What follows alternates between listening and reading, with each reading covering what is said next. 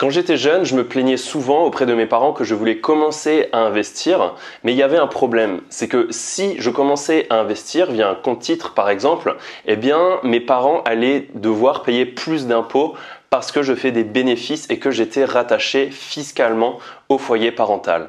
Aujourd'hui, ce n'est plus le cas, puisque pour les personnes qui sont encore rattachées au foyer fiscal de leurs parents, qui ont entre 18 et 25 ans, il est maintenant possible d'ouvrir un PEA jeune. Donc c'est une enveloppe d'investissement qui est spécialement conçue pour ces personnes, donc pas encore indépendantes fiscalement et qui souhaitent commencer dans leurs investissements, tester, etc. Mais surtout sans payer d'impôts ni de prélèvements sociaux tant qu'il n'y a pas de retrait. Et c'est notamment l'une des caractéristiques du PEA ou du PEA jeune, c'est que pendant les 5 premières années, on ne peut pas retirer d'argent sous peine de clôturer en fait l'enveloppe d'investissement et surtout de payer des impôts.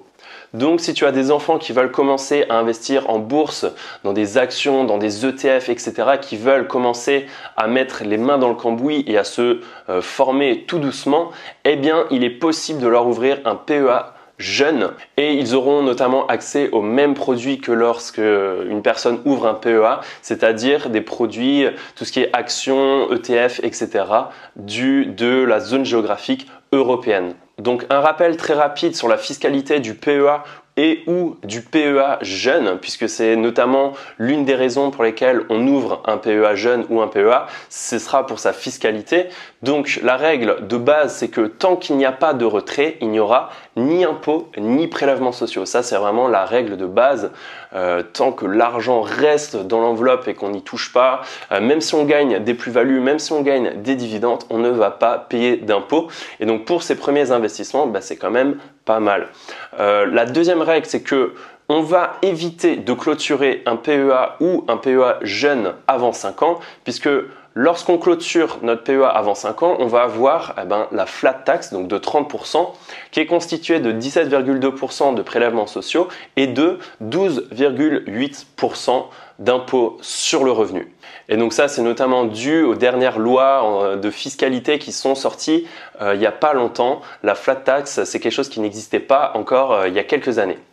Et donc là où le PEA aura vraiment un gros avantage, c'est qu'à partir de 5 ans, eh bien, on est totalement exonéré d'impôts. C'est-à-dire que si tu gardes ton PEA 5 ans et 1 jour et que tu as fait des bénéfices, eh bien, au lieu de payer les 12,8% d'impôts, eh bien, tu vas payer 0% d'impôts. Et par contre, le petit inconvénient, c'est que tu paieras toujours les prélèvements sociaux qui sont de 17,2%. Alors ceux-là, tu ne pourras pas y échapper. Une petite note quand même sur la fin, c'est pour dire que tous les PEA ne se valent pas.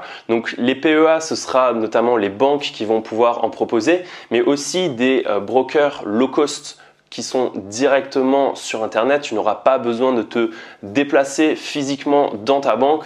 Donc nous, chez le Patrimoine du Renard, qu'est-ce qu'on conseille? On va notamment conseiller les brokers qui ont le moins de frais possible. Ce sera notamment les brokers en ligne. Bon alors le PEA, ils sont très nombreux à le proposer. Moi, par exemple, j'ai mon PEA chez Saxo Bank, mais le PEA jeune, ils sont encore un petit peu plus frileux puisque c'est encore quelque chose de nouveau.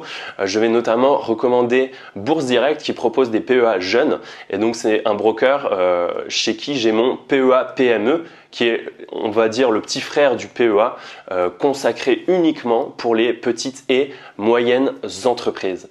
Donc c'est tout pour cette vidéo, j'espère que tu as apprécié et donc si tu as des enfants qui veulent commencer à investir à partir du moment où ils ont 18 ans et moins de 25 ans et qui sont encore attachés au foyer parental, il est possible de leur ouvrir cette enveloppe d'investissement. C'était Amaury pour le Patrimoine du Renard. Ciao, ciao.